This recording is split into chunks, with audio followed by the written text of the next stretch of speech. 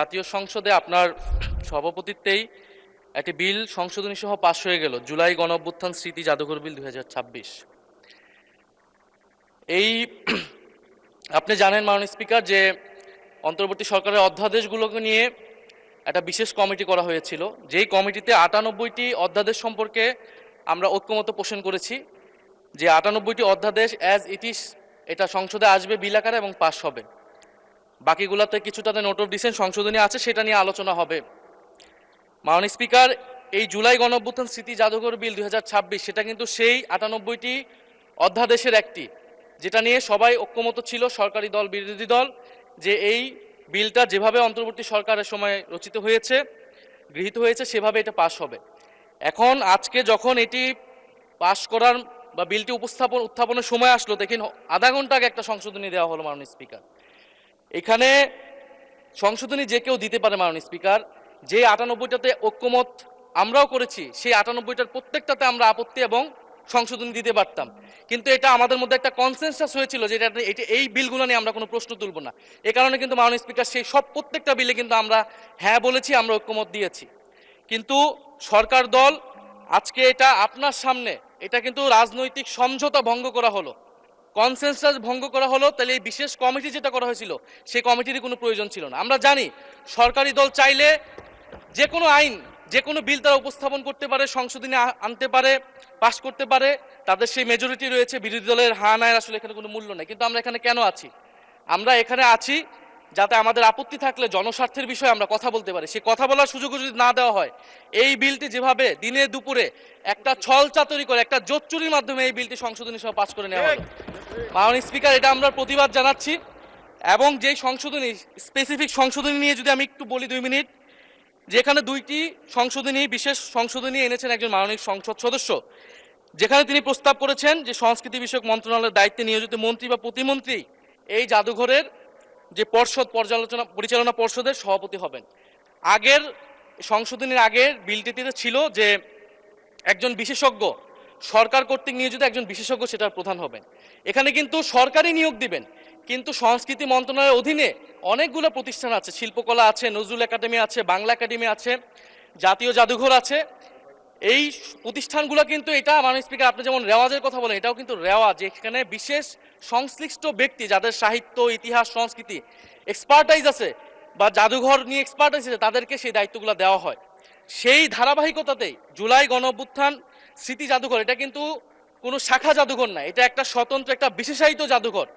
যেই জাদুঘরের গঠিত হওয়ার সময় সকল পক্ষের মতামত নেওয়া হয়েছে, যেই জাদুঘরের স্মৃতি কথাতেও সকল পক্ষের, পুরা আমাদের শুধু গণ অভ্যুত্থানের নয়, আমাদের গত 16 বছরের ফ্যাসিবাদ লড়াইয়ের স্মৃতিগুলো নেওয়া হয়েছে, সবকিছুই সেখানে আছে। কিন্তু এখন যদি মন্ত্রীকে সেখানে বসানো হয়, প্রথমত এটা রেওয়াজ ভঙ্গ করা হয়, দ্বিতীয়ত এটা যে আমরা যে সরকারের, বর্তমান সরকারের প্রবণতা দেখছি বাংলাদেশের সকল প্রতিষ্ঠানকে দলীয়করণ করা, সেটারই একটা ধারাবাহিকতা। মাননীয় স্পিকার, আমরা দেখেছি বাংলাদেশ ব্যাংক দখল হয়ে, ব্যাংককে দলীয়করণ করা হয়েছে, স্থানীয় সরকার প্রতিষ্ঠানগুলোকে দলীয়করণ করা হচ্ছে, এমনকি ক্রিকেট বোর্ড, সেখানেও মাননীয় স্পিকার দলীয়করণ, পরিবারকরণ সবকিছু করা হয়ে গেছে। আমাদের মাননীয় মন্ত্রীদের সন্তানরা সেই ক্রিকেট বোর্ডের সদস্য হয়ে গেছে। এখন আমাদের জুলাই গণঅভ্যুত্থান জাদুঘর, সেইখানে মাননীয় মন্ত্রীকে কেন সভাপতি হতে হবে? সেটা তো মন্ত্রণালয়ের অধীনে একটি প্রতিষ্ঠান।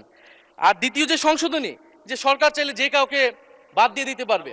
এখন জুলাই গণঅভ্যুত্থান আমরা সকলে এক বাক্যে সেটা স্বীকার করি, এইটা সকল পক্ষের, ফ্যাসিবাদ বিরোধী সকল পক্ষের একটা অংশীদারিত্ব সেখানে আছে। এই জাদুঘর পরিচালনা করার ক্ষেত্র, যে কোনো গুরুত্বপূর্ণ সিদ্ধান্তের ক্ষেত্র এই জিনিসটা মানা উচিত, সকলের সেই কনসেনসাস থাকা উচিত। এখন সরকার সম্পূর্ণভাবে এটার নিয়ন্ত্রণে নেওয়ার চেষ্টা করা হচ্ছে, নিয়ে যাচ্ছে এই বিল পাসের মাধ্যমে।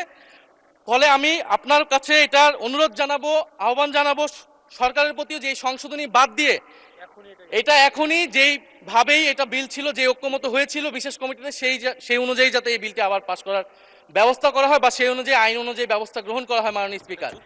আর না হলে আমাদের এখানে থাকার কোনো দরকার নেই।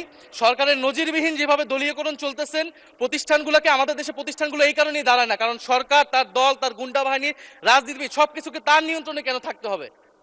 মাননীয় স্পিকার, আপনাকে ধন্যবাদ। ধন্যবাদ মাননীয় চিফ হুইপ। সংস্কৃতি মন্ত্রী জনাব নিতাই রায় চৌধুরী, আমার কথাটা শুনে নিন। বিরোধী দলের চিফ হুইপ বলেছে যে বিশেষ কমিটিতে যে আন্ডারস্ট্যান্ডিং হয়েছিল কয়েকটা বিলের ব্যাপারে যেভাবে এসেছে সেভাবেই পাশ করা হবে, ও কোনো রকম অ্যামেন্ডমেন্ট ছাড়া। এবং উনি বললেন যে এই আন্ডারস্ট্যান্ডিং ভঙ্গ করা হয়েছে এই বিগত সদ্য পাশ করা বিলটির ব্যাপারে। আপনি কি মনে করেন যে এখানে কোনো সমঝোতার ব্যতিক্রম করা হয়েছে?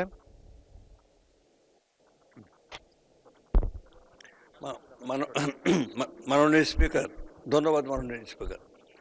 মাননীয় স্পিকার, এখানে যে সমঝোতা হয়েছে বিশেষ কমিটিতে, আর আমরা আজকে যে সংশোধনীটা আমাদের মানে ওই একজন সদস্য আনিসুর রহমান উনি এনেছেন, মানে এটা ওনারাও যেভাবে আজকে দেখেছেন আমরা এইভাবে আজকে দেখেছি। এটা এমন না যে আমরা পূর্বের থেকে ছিলাম না, এটা হাততালি দেওয়ার কিছু নেই। আমি বলে নিই, শোনেন, আমার কথা হলো যে এই বিলে কোনোই পরিবর্তন আনা হয়নি, যেভাবে এসছে। সেখানে দু একটা জায়গার তিনটে দফায়, মানে এক জায়গা একটা একটা সিদ্ধান্তের ব্যাপার, আর দুই জায়গা কয়েকটা শব্দের ব্যাপার।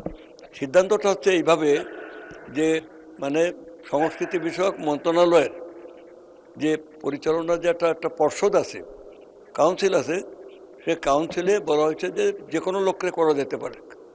এখন যে কোনো লোককে করা যেতে পারে, তাহলে সেখানে মানে মন্ত্রণালয় গভর্নমেন্টের এবার সমস্ত মন্ত্রণালয়ের ক্ষেত্রে একই কথা, সে স্বরাষ্ট্র মন্ত্রণালয় হোক, সে আইন মন্ত্রণালয় হোক, সব মন্ত্রণালয়, সেখানে মন্ত্রী যিনি যে দল গণতান্ত্রিকভাবে নির্বাচনের মাধ্যমে ক্ষমতায় যাবে, তখন সেই দল সমস্ত দেশের সমস্ত জনগণেরই স্বার্থ সে দল রক্ষা করবে।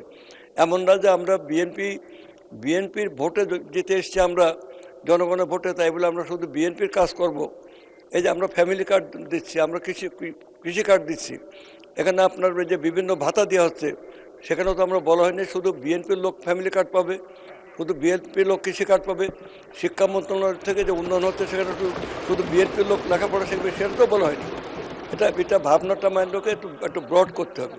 এখানে সিম্পল একটা কথা, যে উনি যে সংশোধনীটা এনেছেন, সেখানে বলতে চেয়েছেন যে মানে যেখানে সবাইকে যে কোনো লোককে দেওয়া যেতে পারে, সেখানেই বরং মানে একটা নিয়ন্ত্রণহীনভাবে যে কোনো লোক সেখানে চলে আসতে পারে, এবং সেই জায়গা বরং এতটুকু নিয়ন্ত্রণ থাকবে দায়িত্বশীল সরকার, একটা গণতান্ত্রিক সরকারের পক্ষে। এটা বিরোধী দলের পক্ষে মনে রাখা উচিত যে আমরা nationalist government, the duty of A nationalist government is to protect our national interest. The duty of a nationalist government is to protect or is to safeguard our national economy. This is our fundamental right. আমরা Democratic government, আমরা জনগণের সমস্ত বৈচিত্র্যকে ঐক্যবদ্ধ করে আমরা দেশের সাথে জনগণের সাথে কাজ করব। আমরা এই হচ্ছে আমাদের নীতিগত অবস্থান, আমাদের সরকারের নীতিগত অবস্থান। এটা বারবার মাননীয় প্রধানমন্ত্রী তিনি এটা ক্লিয়ার করেছেন যে সবার সামনে। এখন আমাদের বক্তব্য হলো যে এখানে যদি এই নিয়ন্ত্রণটা বাইরের লোক হাতে চলে যায়, এমনও তো হতে পারে আজকে যারা ওই পাশে বসে আছেন, কালকে তারা আবার ক্ষমতার এই পাশে আসতে পারেন, তখন তাদের একই কথাই তো প্রযোজ্য থাকবে। এটা তো কোনো মহাভারত অসহ্য হয়ে যাওয়ার কোনো কারণ নেই। যদি এটা বিএনপি মনে করেন যে আমরা দলীয়করণ করছি, এটা দলীয়করণ করার কোনো ইচ্ছা আমাদের সরকারের নাই, তারেক রহমানের সরকারের নাই। এটা আমরা বারবার আমরা ধন্যবাদ মাননীয় মন্ত্রী, ধন্যবাদ। আইনমন্ত্রী, আপনি কিছু বলতে যাচ্ছেন, বলুন। মাননীয় স্পিকার, আপনাকে ধন্যবাদ। মাননীয় স্পিকার, বিরোধী দলের চিফ হুইপ। মাননীয় মন্ত্রী, আমার একটা সিম্পল প্রশ্ন আছে। তারা যে অ্যাকিউজ করছে যে সমঝোতা ভঙ্গ করা হয়েছে, এটা ঠিক কিনা? সেটাই সেই জায়গায় আসছি। মাননীয় স্পিকার, উনি যে অভিযোগটা এনেছেন সেটা যেমন ঠিক, একইভাবে আমরা বিশেষ কমিটিতে যে সমঝোতা করেছি, সেই সমঝোতার ভিত্তিতে যখন এখানে আসবে, সেই সমঝোতার ভিত্তিতেই বিল উত্থাপিত হয়েছে। সেই সমঝোতার ভিত্তিতে বিল উত্থাপিত হওয়ার পর একজন প্রাইভেট মেম্বারের অধিকার থাকে কোনো সংশোধনী আনা, সেই অনুসারে প্রাইভেট মেম্বার সংশোধনী এনেছেন। সরকারের পক্ষ থেকে সমঝোতা, আমাকে একটু শেষ করতে দেন। আমি মানে স্পিকার, আমি শেষ করি, তারপর ওনাদেরকে শোনার প্রয়োজন হলে বলবেন। ফলে সমঝোতার ভিত্তিতে যেটা এসেছে, সরকারিভাবে সমঝোতার ভিত্তিতেই প্লেস করা হয়েছে। প্রাইভেট মেম্বারের অধিকার সংশোধনী আনা, সেই সংশোধনী পাশ হয়ে গেছে। এখানে যে সংশোধনীগুলো আনছেন, দুইটা জায়গায় ওনাদের আপত্তি। প্রথম কথা হলো ৮-৩ দেখবেন দিস ইজ অ্যান আনরিজনেবল ল। যাদেরকে বসিয়ে দিয়ে যাওয়া হয়েছে, ইন্টারিম গভর্নমেন্ট যে কমিটি পর্ষদ গঠন করে দিয়েছেন, সেই কমিটির কোনো সদস্য যদি জুলাই বিপ্লবের বিরুদ্ধে, জুলাই গণঅভ্যুত্থানের বিরুদ্ধে কোনো কার্যক্রম করেন, সেই পরিষদের কোনো সদস্য যদি দুর্নীতি করেন, সেই পরিষদের কোনো সদস্য যদি ক্রাইমে ইনভলভ হন, সেই পরিষদের সদস্য যদি লুটপাটে ব্যস্ত হয়ে পড়েন, তাকে সরানোর ক্ষমতা কিন্তু অর্ডিন্যান্সে রাখা হয়নি। সেই কারণে সেখানে একটা ছোট্ট সংশোধনী আনা হয়েছে। সরকার যদি জনস্বার্থে মনে করে, এটা আপনারা রাইটলি বলেছেন, আধা ঘন্টা আগে কেন সংশোধনী আনলো, এটা প্রাইভেট মেম্বার এনেছেন, সংশোধনীটা সরকার আনেননি। আপনাদের যে বলাটা, সেটার সাথে আমিও কনসার্ন, কিন্তু এটা প্রাইভেট মেম্বারের রাইট। প্রাইভেট মেম্বারের, মাননীয় স্পিকার, প্রাইভেট মেম্বারের রাইট উনি এক্সারসাইজ করেছেন, আপনি অ্যাপ্রুভ করেছেন।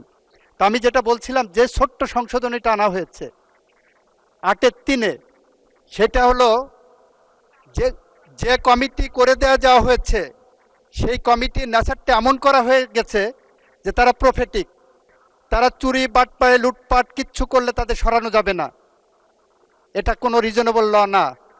সেটা একটা জায়গা, হ্যাঁ আপনারা ঠিক, ওনারা যেটা বলছেন আগে আলোচনা হতে পারতো, আমিও বিশ্বাস করে আলোচনা হতে পারতো, কিন্তু এই সংশোধনী তো সরকার থেকে আনা হয়নি, প্রাইভেট মেম্বার থেকে আনা হয়েছে, মাননীয় স্পিকার। দ্বিতীয়ত হলো, বিলটা পাশ হয়ে গেছে। আপনার যদি এটা নিয়ে আরও কথা থাকে, নিশ্চয়ই কথা বলার পথ উন্মুক্ত থাকবে, এবং এই বিলটা আবার সংশোধনী আকারে আমরা নেক্সট সেশনেও আনতে পারি, এই সেশনের মধ্যেও আনতে পারি। এইটা নিয়ে যদি ওনাদের কোনো আপত্তির জায়গা থাকে, দি floor is open, the discussion forum is open, আমরা সেই দিকে এগোতে পারি। ধন্যবাদ। মাননীয় ধন্যবাদ স্পিকার, আপনাকে মাননীয়। ধন্যবাদ।